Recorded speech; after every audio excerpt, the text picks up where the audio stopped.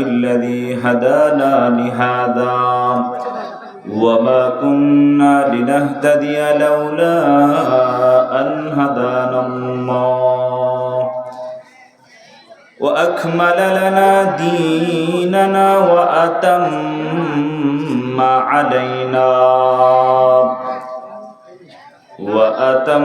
علينا نعمته ورضي لنا الإسلام دينا ونشهد أن لا إله إلا الله وأشهد أن محمدا عبده ورسوله الذي أرسله بالحق بشيرا ونذيرا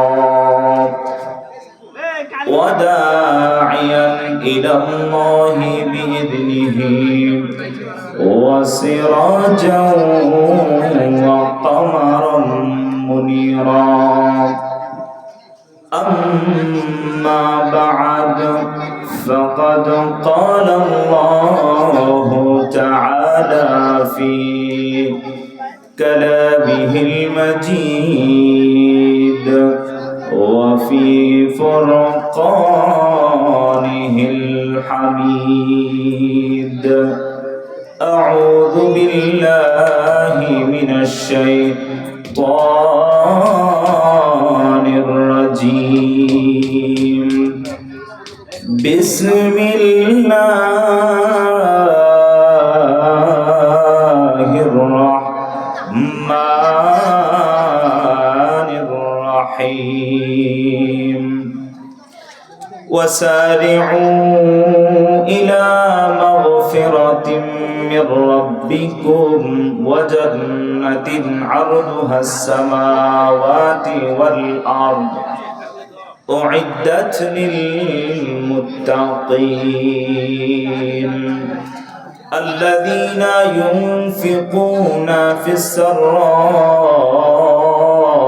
والضراء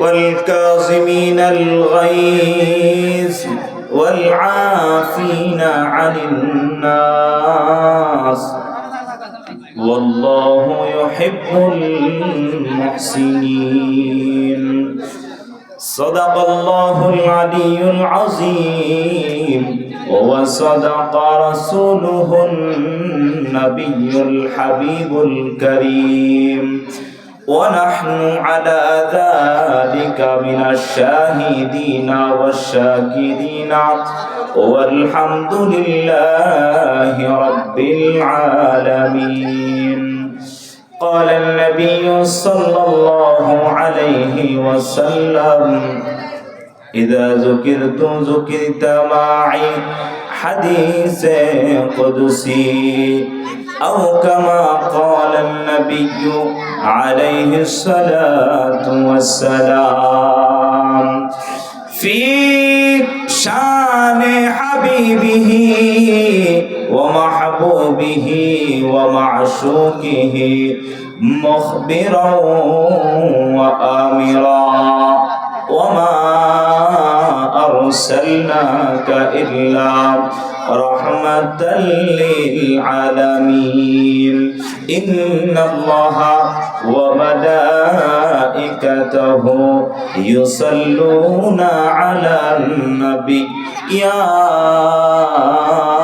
أيها الذين آمنوا صلوا عليه وسلموا تسليما اللهم صل على محمد وعلى آل محمد كما صليت على إبراهيم وعلى آل إبراهيم إنك حميد مجيد দুরূদ শরীফ পড়লে গুনাহ হয় নাকি গুনাহ মাফ হয়?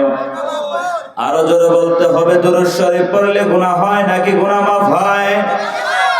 শুধুমাত্র গুনাহ মাফ হয় তাই নয়, আল্লাহর রাসূল সাল্লাল্লাহু আলাইহি ওয়াসাল্লাম বলেন, যে ব্যক্তি আমার উপরে একবার দুরূদ শরীফ পড়বে, আল্লাহ রাব্বুল আলামিন তার উপরে 10টা রহমত নাজিল করবেন। বলুন না সুবহানাল্লাহ।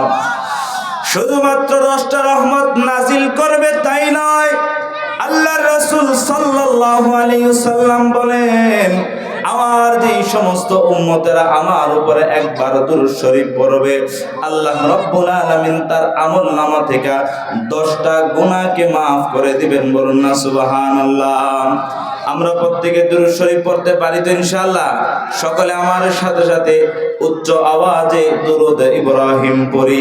আল্লাহুম্মা সাল্লি আলা মুহাম্মাদিন ওয়া আলা আলি মুহাম্মাদ কামা সাল্লাইতা আলা ইব্রাহিমা ওয়া আলা আলি ইব্রাহিম ইন্নাকা হামিদুম মাজিদ। আল্লাহুম্মা বারিক আলা মুহাম্মাদিন ওয়া আলা আলি মুহাম্মাদ কামা বারাকতা আলা ইব্রাহিমা ওয়া আলা আলি ইব্রাহিম ইন্নাকা হামিদুম মাজিদ। একটা জবানও বন্ধ রাখবেন না, সকলে উচ্চ আওয়াজে মাওলা পাকের একটু জিকির করব। লা ইলাহা লা ইলাহা লা লা ইলাহা লা ইলাহা। মাঠ ভর্তি মানুষ, সকলে জিকির করলে এখানে থাকার কথা না। আপনারা সকলেই একেবারে চুপসে আসেন। ব্যাপার কি? আপনারা কি আমাদের উপর রাগ করে আছেন? আমি প্রথম, মানে বাংলাদেশি হিসেবে আমি আজকে আপনাদের মাহফিলে প্রথম। আরো 2 জন বক্তা আছে, বলুন আলহামদুলিল্লাহ। আমরা যতটুকু জানি আপনাদের এই মাহফিলে প্রতি বছরই বাংলাদেশে একজন বক্তা থাকে, তাই না? কিন্তু আলহামদুলিল্লাহ আপনাদের ভাগ্য ভালো, আপনারা 3 জন মেহমান পেয়ে গেছেন। বলুন আলহামদুলিল্লাহ। আরো জোরে বলুন আলহামদুলিল্লাহ। আপনারা কি আমাদের উপর রাগ করে আছেন? যদি রাগ করে না থাকেন তাহলে আমাদের কথার সঙ্গে আপনারা কথাটা মিলাইতে হবে, তাহলে আমি ওয়াজ করে আমাদের ভাল লাগবে, আপনারাও শুনেও ভাল লাগবে, তাই না? এই যে আপনাদের সামনে তাবারক হিসেবে মুড়ি আর বুট দেওয়া হয়েছে নাকি? অনেকে কিন্তু অলরেডি খাওয়া শুরু করছে। হ্যাঁ, খাওয়া শুরু করার কিন্তু একটা কারণ আছে। বলবেন হুজুর আপনারা তো খাওয়া দাওয়া করেই এখানে আসছেন, কিন্তু আমরা সেই মাগরিবের পর থেকে এখানে অনেকে বসছেন, এখনো পর্যন্ত পেটের মধ্যে খাবার যায় নাই নাকি? আমি থাকতে থাকতে আপনারা খাবার শেষ করে ফেলেন, যাতে করে প্রধান বক্তা আসার আগে এই খাওয়ার পরিবেশটা ঠিক হয়ে যায়। কথা বলেন ঠিক কিনা?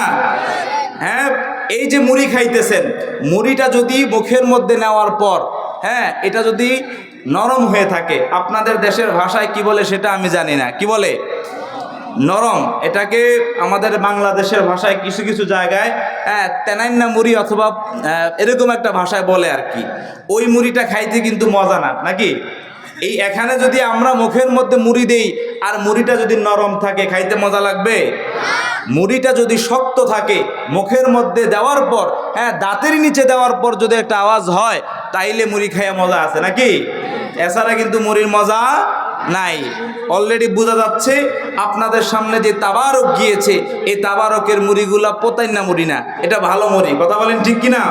তাহলে ভালো মুড়ি খাইলে যেমনি ভাবে মজা লাগে, ঠিক তেমনি ভাবে একটা মাহফিলের প্যান্ডেলে বক্তা যখন কথা বলবে, শ্রোতারা তার প্রতি উত্তরে কথা বললে এই বয়ানও করতে ভাল লাগে, শুনতেও ভাল লাগে। কথা বলেন ঠিক কিনা? আপনাদের এলাকায় নির্বাচন হয় কি হয় না? নির্বাচনের সময় যখন মিছিল হয়, একজনে জোরে একটা তাকবীরের মতো দেয় না? হ্যাঁ, ওনার তাকবীরের সঙ্গে সঙ্গে যদি ওনার পাশের মানুষগুলা স্লোগান না দেয়, তাহলে কিন্তু মজা লাগে না। মজা লাগে? আচ্ছা, আমি একটা তাকবীর দেই, দেখি তো আপনারা জীবিত আছেন নাকি মৃত আছেন। নারায়ে তাকবীর।